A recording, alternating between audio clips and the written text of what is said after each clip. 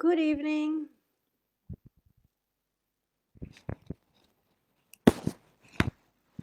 Good evening, everybody. Welcome here tonight on Bridges of Light International. I'll be here every Tuesday. I got to know today actually. And I'm very happy about it because we can speak in several of our meetings about the subject that I will introduce to you tonight. I'll just wait for someone to join me so that we can start speaking about the essence mirrors, the 7 essence mirrors. It's quite a subject. Greg Braden has been talking about them a lot, but it's not quite clear what they stand for actually. And I have been studying a lot in order to understand them for years. Oh, someone's coming. Hello, Anna Maria. Hi, Mariella. Welcome to join me. I'm very happy you're here for this particular and peculiar subject that I will introduce to you tonight actually.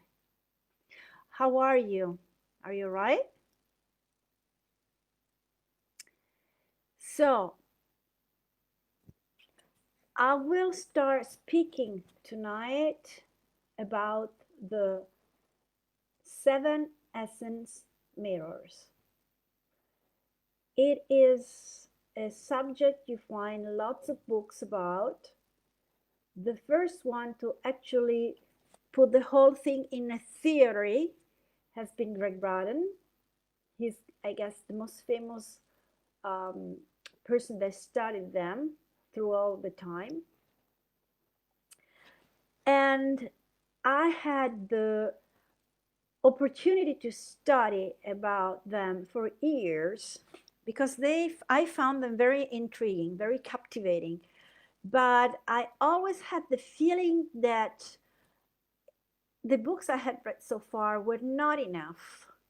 So I kept studying. And last year, I actually debuted with a course of my core business, which is the dance of the soul. It's not soul dance, it's the dance of the soul about the 7 essence mirrors. And I could find out with quite a satisfaction actually that I had put together many items from all the readings I had done during those years, and so I could go a little deeper into my into the lecture I can give to you tonight. Thank you, Mariella. Very nice. Well, that was 7 years ago actually, but he's very beautiful. He's still very beautiful. Thank you very much. Okay, so let's start. First of all, I'm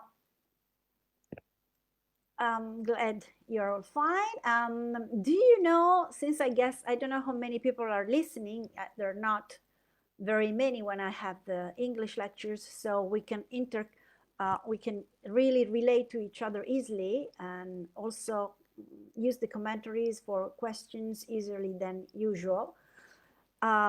So I'm asking you, do you know this matter? What actually do you know about the 7 mirrors? Have you ever attended to something like conferences or lectures or courses about the 7 mirrors?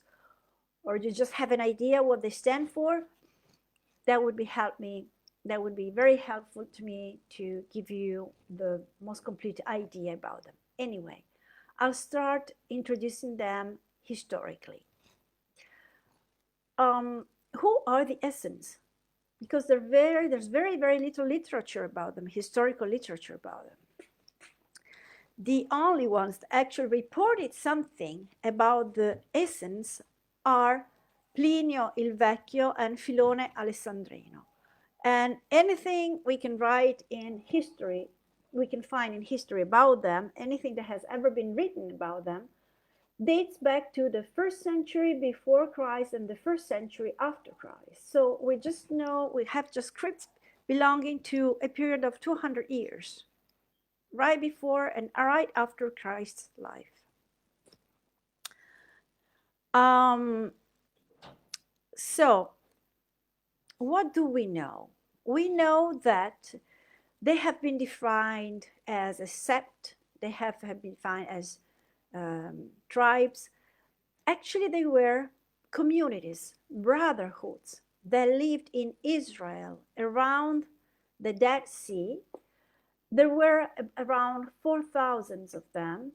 They used to be very separated from the rest of the world. They used to live among themselves, so they were quite apart from cities, villages, communities.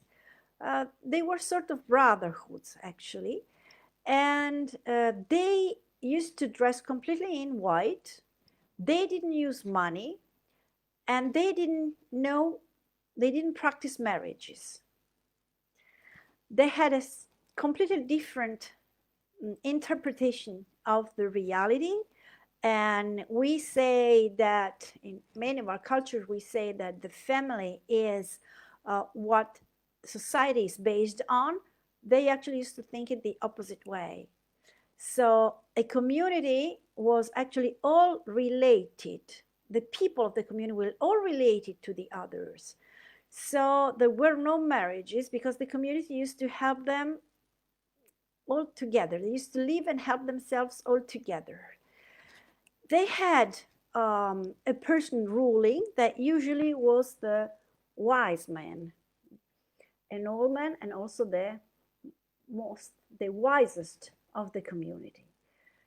The real reason they used to live separated from the rest of the people and the rest of the society was that actually they had reached a quite high level of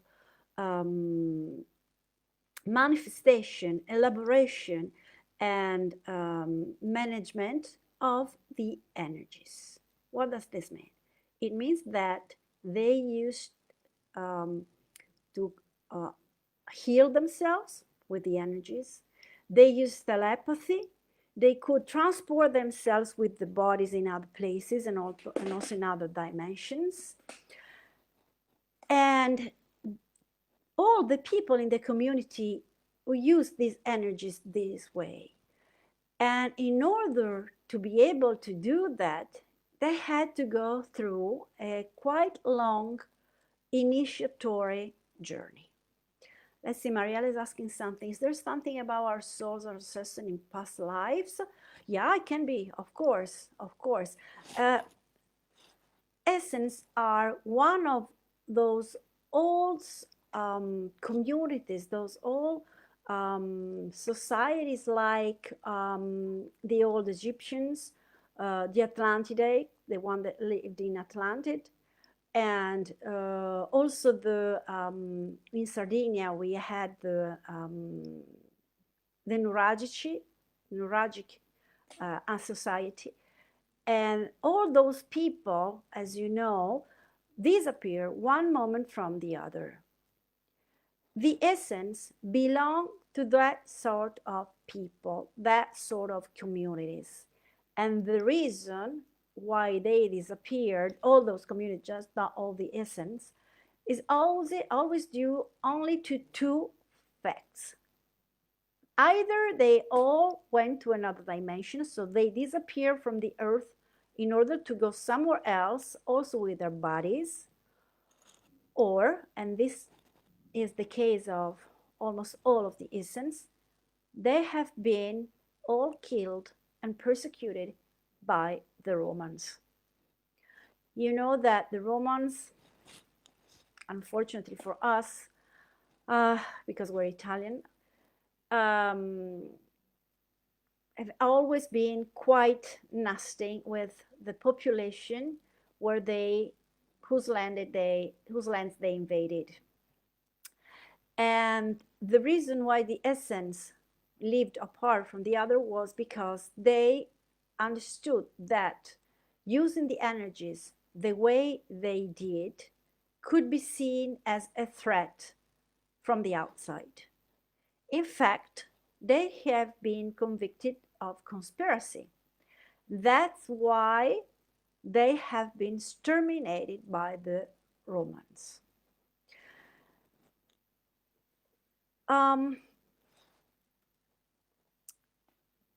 The initiatory path, initiatory journey they had to do was quite long. I don't know if you've ever read books by Daniel Merois. He wrote a book titled, I'm translated from Italian, so something similar to this, The History of Jesus, a History of a Real Essence. Let me see what Anna Maria is asking. Communities Essence was the group where the Lord Jesus, yes, exactly, Anna Maria. That's what I was about to say, exactly. Jesus was an essence. And so that's why we know about the life of Jesus only about his first years of life when he was a child. And we know nothing until he was 30. And then we know from 30 to 33. What has he done from childhood to the age of 30? He went through the initiatory journey. So he learned how to manage the energies as all the other members of the community used to do. What is the difference? You know, the essence are also called the people from the stars, and they are also called the people that allowed Jesus Christ to be here. So I'm glad, Anna Maria, that you know this. And the difference between Jesus and all the other brothers of the community, his brothers in the community, is that he moved out of the community. And he did out of the community what all his brothers in the community were able to do. But this way, his talented showed actually manifested widely. And this is why he actually was convicted to capital punishment, as we all know. He was put on a cross, and Pontius Pilatus had to choose between him and a thief that was named Barabbas. And when Pontius Pilatus questioned Jesus, he said to the crowd, I find no sin into this man. Why do you want him to be executed? And the crowd always said that they wanted Barabbas free and they wanted Jesus Christ on the cross. And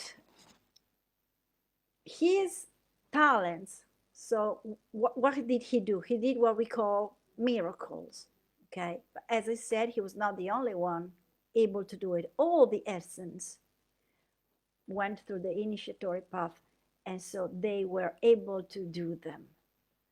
This way, actually, he pointed the attention of the Romans to the essence. Let's see what Mariella said. They had particular qualities faced to their grade of vibration, and so they could see the divines were exactly. Oh, I'm very glad that you know this. I have read books and studied the essence. Oh, great. I'm very glad. I'm very glad. Okay, now the essence wrote what we call the rolls that have been found next to the Dead Sea. And they are very, very famous because they have been found, the first one in 1947 by a shepherd that was there with his herd of goats. And they say that either because he lost a goat somewhere or because he used to throw stones in the air and he heard that a stone hit something that broke apart and wanted to go and check what that was, that actually he had to climb up to a little rock, and there he found a little cave, inside of which there were a lot of jars. Inside of the jar there were some canvas, and inside there were what we call the manuscript of the Dead Sea. He grabbed them and he wasn't able to actually know what he was grabbing, but he did. He went home, he gave them to his father. His father sold them to a sort of a merchant of the village that actually understood enough the importance of those roles. He sold them to the Israeli state, and from there starts a very fascinating and rich of details story, because since 1947, so since they found the first rolls around the Red Sea, until 1954, they found 1972 rolls into those jars, not just in that little cave, but in other 11 caves nearby. Why did they go to look for all those rolls? Why the Israeli state became so fond of those rolls? Well, first of all, they contain the rules of an essence community. So they have been put there by probably the Qumran community of essence before they have been killed by the Romans.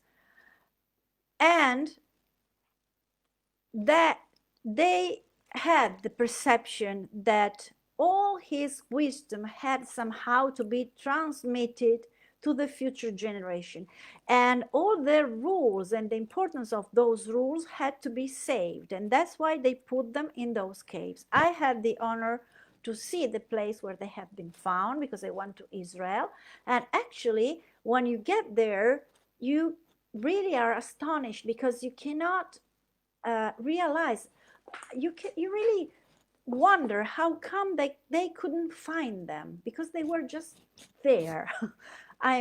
It is a very deserted place. It's very drought there, and it was an ancient river. Probably there was an ancient river there, because there are many places that are called wadi in Israel, and that word means river, but there's no water at all. It is a very deserted place, and it's very flat, and then on the right there is a sort of a wall, okay, a rock wall going up about 3 meters. You can climb it. It's not extremely easy to do it, but not so difficult. And if you climb it, although it's steep, but there are rocks that actually allow you to step onto, you arrive to another place where there is another sort of flat level, and then on the right you have those little caves. So when you get there, you can't realize, you have some difficulty in realizing that that was a real place where those manuscripts have been for the whole time. Yes, manuscript of papyrus, that's right. And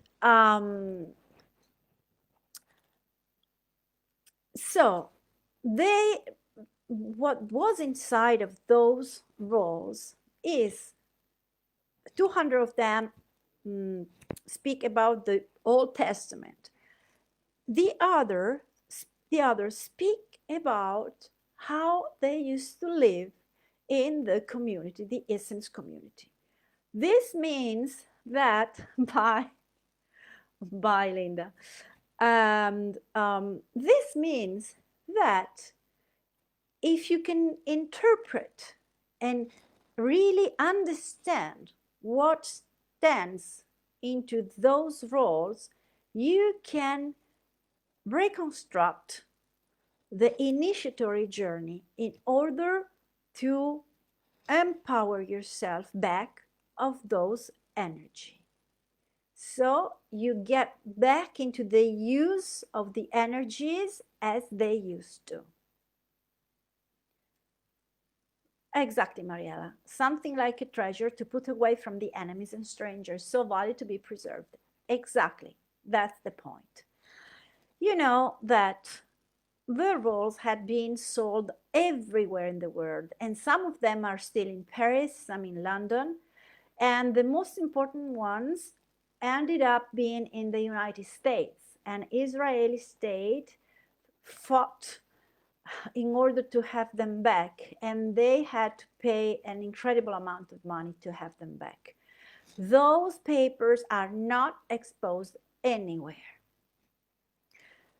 And what is very interesting is that the seven mirrors is a definition that is not stated or written anywhere in those papers. Is the definition that Greg Braden, the first one that actually started to put the whole thing together, introduced to us. So actually it's not something you find into the essence written.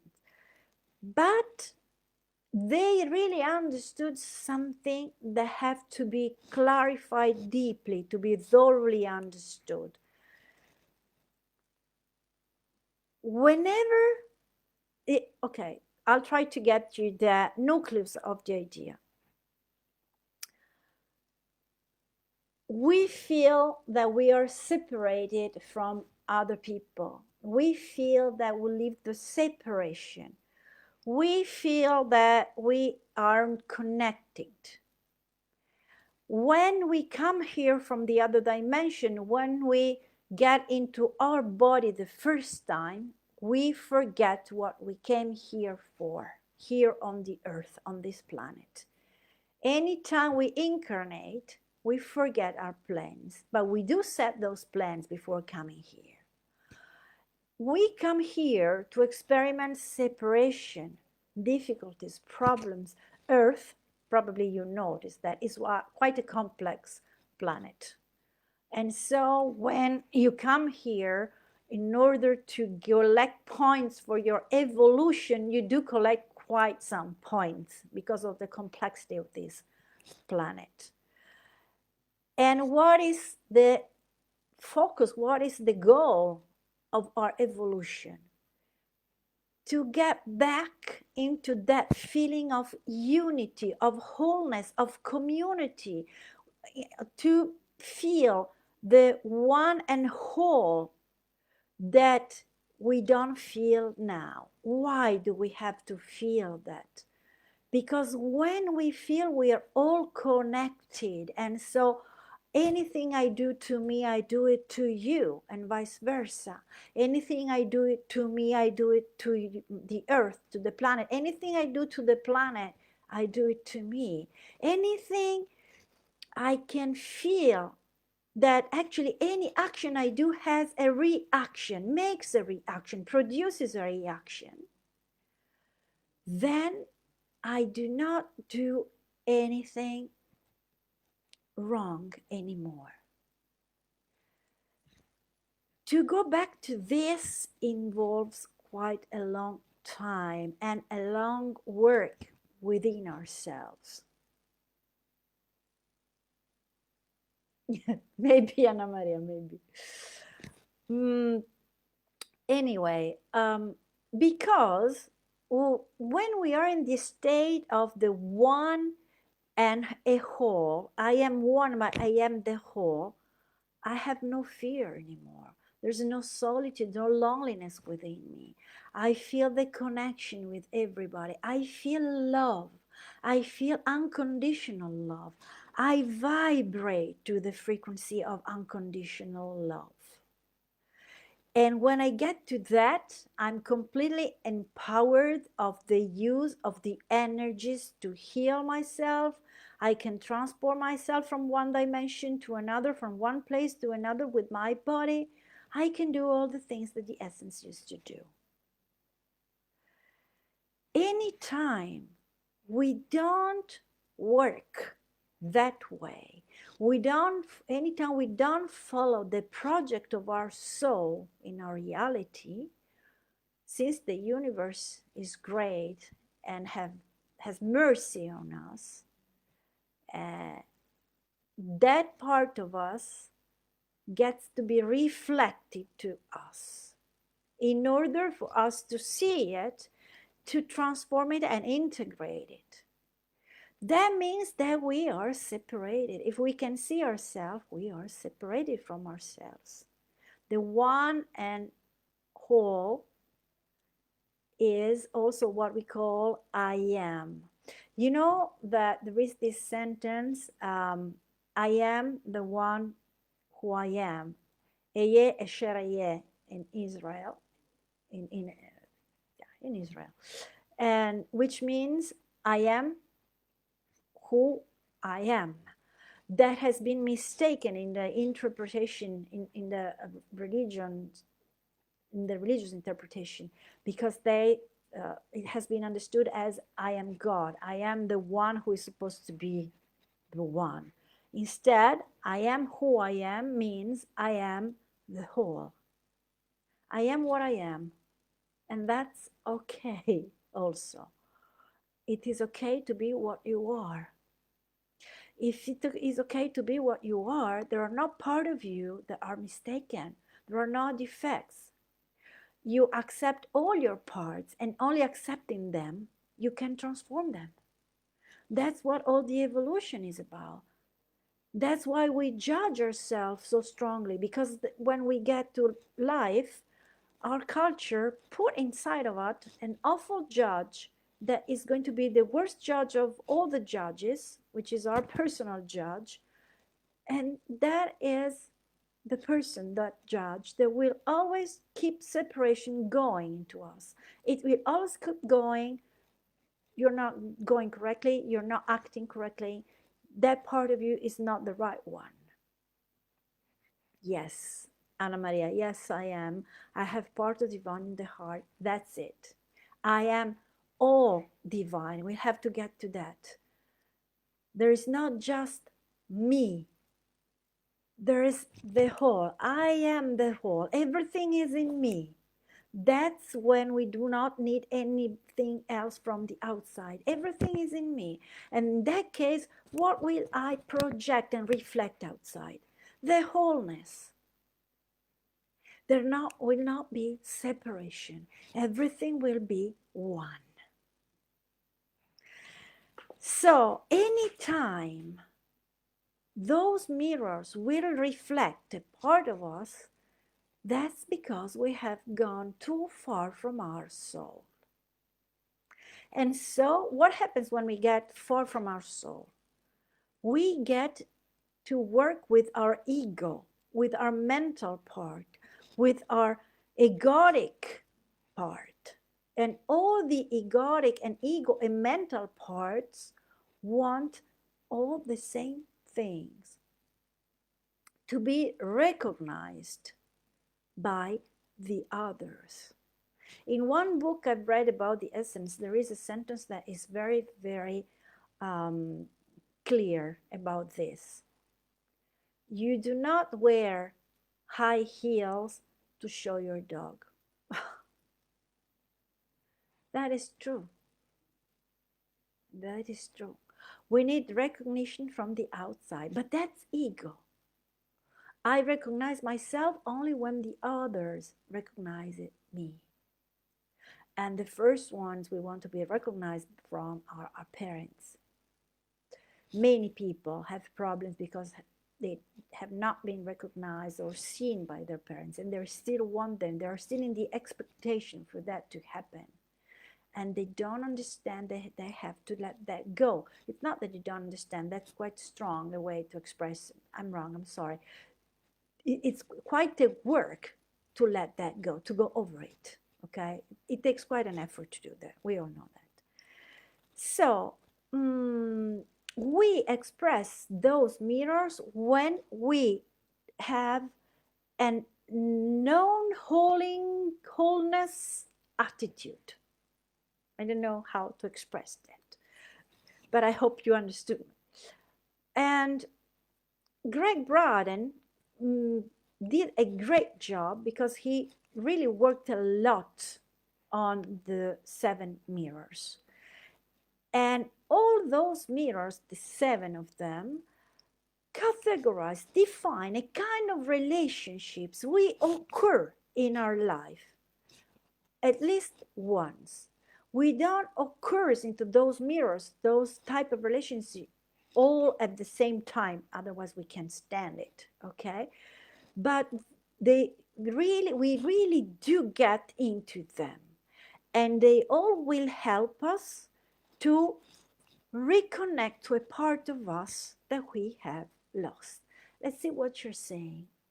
To live our negative situation, to feel our fears, to elaborate the death in general, to evolve, because this is the sense of our incarnation and existence, to get consciousness of our lives, our defaults, and then growing up to advance. Exactly. Yes, but sometimes we can see into the other part of our soul that we want to live. This is true. A part of our soul that we want to live. Can you clarify that, Anna Maria, for me? Hi, Roberto.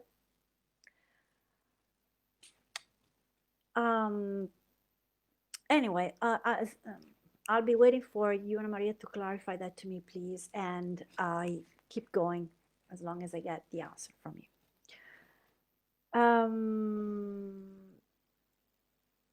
When we get over a mirror, that's because we broke that mirror up. So it doesn't work anymore, okay?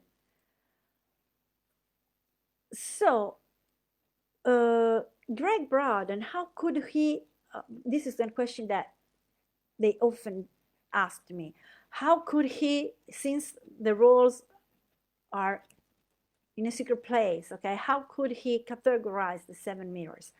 Well, many of you don't know that, or maybe don't remember that Greg Braden, we know him in his for his lectures and as a holistic man. But actually, he comes from science. He's a scientist, and he worked with some very important spatial, spacey societies. And so he is an engineer, and he is one of the few that, when they started to collect those rolls to find them back, could at least take not just a look, I would say, but actually he was admitted to read them at the beginning.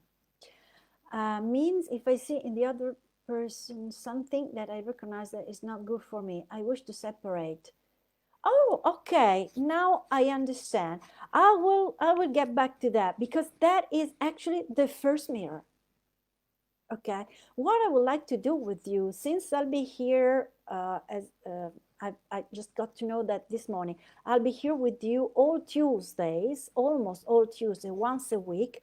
I want to speak of the mirrors in a few of our meetings, of our lectures together, and go deeply into the meaning of in every single mirror with you, okay?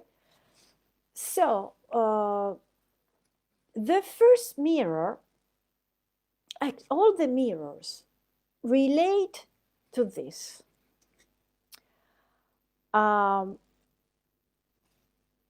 Relate to the emotional charge we live things through.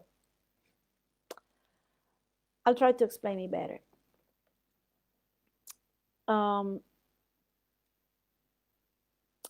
If there is a person that actually, if we are driving in our car, and there is a person that, a pedestrian, let's say pedestrian, that insults the drivers. Oh, car drivers are all criminals, or something like that. If I feel involved, and then I have anger arising in my heart, in my soul, because of that sentence, I have an emotional charge that doesn't allow me to live things the correct way, the way I should. If I see this guy screaming in the street this sentence, and I'm a driver, and I just act as an observer, so I don't get involved by his words, then I am focused, I'm centered. And I can be someone that actually observes the fact and doesn't get involved in something that has nothing to do with him, because it's the pedestrian that has a problem with the car drivers in such a situation, in such a context.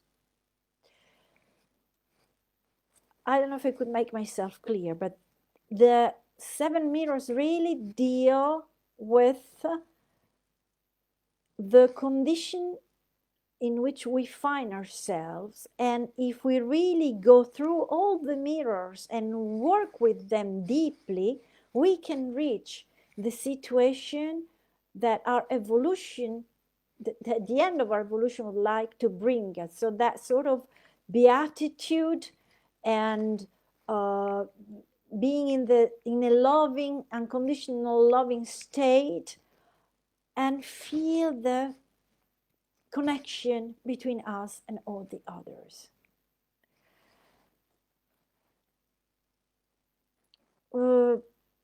In the 7 mirrors, they also say, if there is a reaction in the situation I just portrayed to you a few minutes ago, the pedestrian and the car drivers, if there is a reaction, the person is not awake, is not awake to herself. The person is separated from the whole, because my soul is also your soul, is also the pedestrian screaming soul, the screaming pedestrian soul. When our personality feels hurt or injured by something like that and reacts, then it's not awake to her wholeness. We are awake when we don't react to that. When we look to someone or something without emotional involvement. Exactly. If we have an emotional charge, it's an involvement, you're correct, absolutely, but also an emotional charge in what we do, then there is a mirror.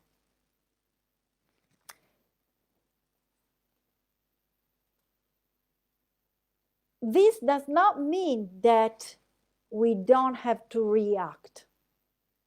If we see an injustice, it's correct to interfere with the injustice, maybe stop what's going on and do something about it. It's the way we do it that makes the difference.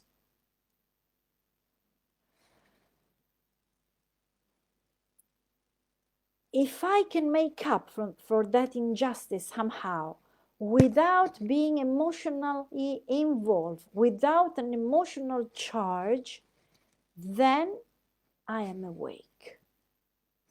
That doesn't mean not to feel or not to have feelings. No, that we're not speaking of an anesthesia. No. We are speaking about being focused and centered, and we are totally focused and centered when we feel the one and wholeness. One and whole. Could it be clear enough so far? Because it's quite an important statement, quite a deep issue. The first mirror Okay, so the mirror show me if I am awake or not. It makes sense for, okay, great, thanks. Okay, so I could be clear enough. Right, good. Let's speak a little about the first mirror. The first mirror reflects what I am right now. But actually, and this is what you can find in all the books, okay? But actually, the interpretation is much, much deeper than this.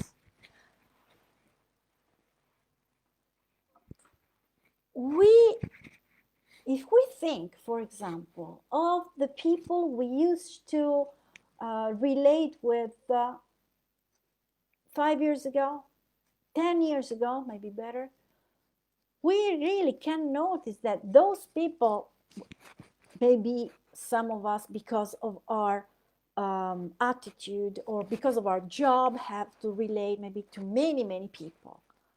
But I'm talking about the ones that we like to be in a relationship with, friendships, or I even love relationships, but you know, those that the ones we call for a walk, for a talk, those people, we feel a connection with them.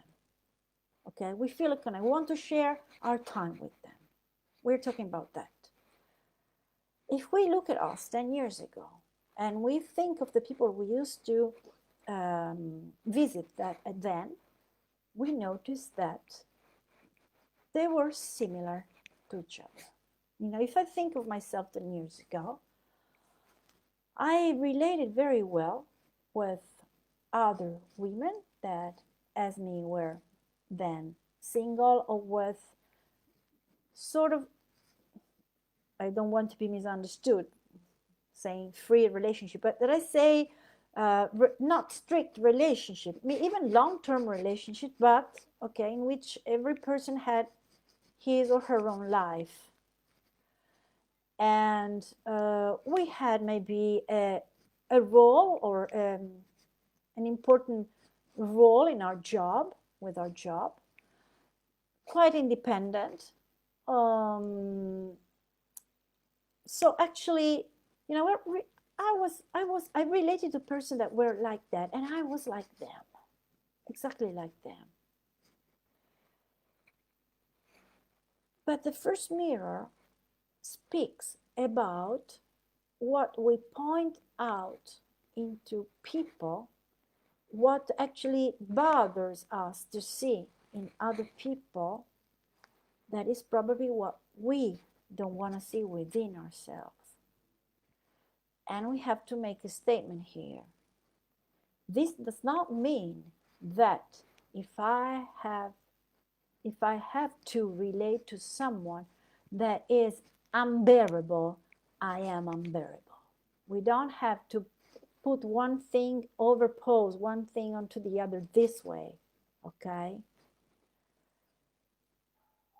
But if I have to deal with some people, there is something there that I do not see. And what I do not see within me bothers me when I see it in the others, because it reminds me of something I don't want to see of myself, because I feel guilty for being so. This is the main point. The first mirror doesn't just say that we reflect what we are now according to the relationships we have, the friendships we have. But it also says that when we see something that really bothers us in the others, that we actually judge in the others, is related to our guilty feelings. Is that clear enough? You see, the 7 mirrors tell us that we create continuously, all the time, relationships in order to understand who we are, what we are doing, what we feel, what our attitude is. So to learn to use the mirrors correctly really gives us a map of how we are leading our life. I'll give you an example of the first mirror. I had a couple. I am still friends with, and the she of the couple used to accuse her husband of not being independent. She used to say that she had always to tell him to do things to her husband, that he wasn't able to take care of himself enough, that she was the one that had to do things for him, mostly like applying for works or take care of the bureaucracy or parts like those, that he would always say, I will do that tomorrow, I will do it tomorrow, and he would never do that. And anything she would point her finger to into his behavior was related to the term he's not independent, he's not autonomous. Actually, she was so focused on that term because she was into a dependency too. She too was like that, and she didn't like it. And look what happened. Her husband was like that. In order to reflect her, that part of her, she didn't want to recognize. So if I can't stand people that are weak, for example, is because I do not accept my weakness. And there's nothing wrong in being weak or fragile sometimes. We're not just made of that part. We have weakness and strength within ourselves at the same time. Wow. Can you give me feedback to know if I was clear enough, mostly about the first mirror? Would you be so kind, please? Or if you need any explanation about that.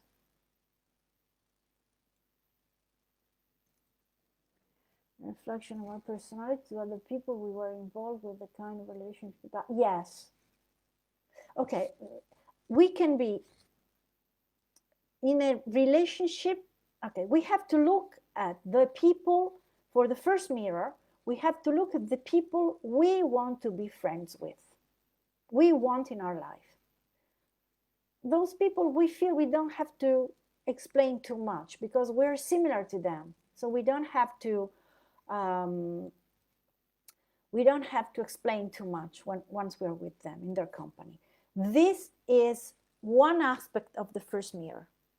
Looking at them, I see myself. The second one is, at the same time, it's difficult to use in the design. Yeah, it's true. It's true, Anna Maria. It's not very easy to use in our life. We have to learn to stop in our life. We're always in a rush.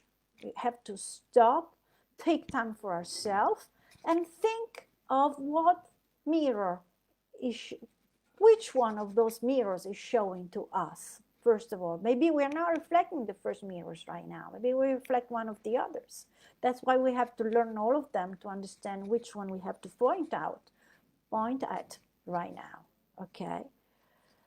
And so, to summarize, the first mirror tells us, look at yourself, look at the people around you that, yes, it works also for soulmates. Soulmates actually might work in many mirrors, but also for soulmates. Although there is the third mirror that is about falling in love. That speaks precisely of how we choose people, how we get attracted from them. So if you have the patience to wait, maybe next time I'll be explaining second and third mirror just in one meeting, in one lecture, so you'll get to know about that. So to summarize, if we look at the people we have friendship and relationships with, we can reflect on ourselves. So look at the people we have around you, what they do, what they like, what's important for them, what sort of, if we are women, what sort of relationship they have with men, vice versa. Maybe we have all difficulties in being in nice relationships with a partner. Okay, so we have to consider all those things. The other thing is when we have to deal with someone, and that is not because of our choice, maybe it's our boss, and it's our colleague at work, okay, that has something that really bothers us. Why do we have to be in that relationship? We have to see something that really reflects us as well. And as I said before, and this is very important, otherwise we arise a guilty feelings, which is useless, okay? If I have to deal with a colleague that is absolutely unbearable, that misbehaves all the time, it doesn't mean we are that way. But if we have to deal with that person, there is something we have to see of us that reflects into them, into him or her as well. I'll give you an example. I had to deal with a boss for 7 years, so quite a strong lesson, that was absolutely unbearable. He was so unbearable that even our customers kept working with us because actually the studio I worked with was very professional, but they didn't want to talk to them. I worked in an agency that used to organize congresses and events before doing what I do now. And as I said, the staff was extremely professional. We used to receive emails in which they said, customers said, we don't want him to come to our event. And he was the boss, the owner of the organizing agency that actually organized that event. And even they used even very harsh and hard and awful words towards him. He really was a destroying person. So why did we have to, I'll speak for myself, okay? Why did I have to deal with him? Actually, he had such a need to be recognized that he would be misbehaved. I did have the same need. I didn't misbehave, but I didn't accept I had that need. And once I found the connection between me and him, then finally I could move to another workplace to work. I don't know if I made myself clear. Let's see what Anna Maria says. I would, to understand this, one friend of mine at the moment is very depressed because her relation finished, and with the job has problems, and she come back to live with her mother. So she cried very often, and I tried to help her, but now I'm tired. She is, in this case, my mirror. No, because to understand the mirror, you would have to look at her and think, if I were in the same situation, would I behave like her? Then if you would, then that's a mirror. But if you wouldn't, then she's just a friend, that she's there and you're trying to do something for her. Okay? So just look at that is a case you're talking about. Just look at the average people you relate to and the way they behave. They behave the way they are, the way they lead their life, okay? That's the mirror. That's the mirror. And also look at the situation in which you have to face somebody that you would like not to, and you're forced, as the example I gave you about my boss, because there is a connection. There is something of yourself you don't want to recognize because you feel guilty about that.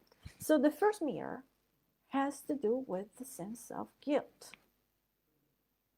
Mariela says, the eternal war between mind and heart. Yes, yes, you're always there. Yes. When we are on the earth, we're here to try to put together in a connection and in a balance, heart and mind. Okay. So, how can we deal with the first mirror? We have to look deep into our soul to understand what part of us we don't accept. What do we feel guilty for? And also, what that guilty feelings lead us to behave as. Because we think that there is the belief that if we show that wound that we have, our weakness, we won't survive. That is what makes us perpetrate an attitude as hiding some part of us, because we're convinced that if we show them, we won't make it. So the first mirror wants us to understand how we are looking at our friends and what we hide from us, of us. Okay. So I hope you I hope that was interesting. I'll be back here next Monday. I'll keep talking about the second and third of these mirrors and see what comes out. I wish you a good job with our first mirror, and I hope I was clear enough, because it's quite, mirrors are really subtle. You have to really understand them in order to work with them correctly. And this is just a theoretical part. We would need some practice that we cannot do this way, unfortunately. At least this is not what I do. But I can give you the explanation of what they are and what they mean. And we may do some exercise about it. So I'll be back next Tuesday. If you can have the time, if you will have the chance to prove yourself through the first mirror, you can, come back to me with some questions, answers, or experiences you've made. And I hope that was interesting and mostly clear. Okay, I thank you very, very much for being here. See you next Tuesday, still at 9 o'clock in English. And instead, not this, but next week on Thursday in Italian. Thanks. Good night. Bye-bye.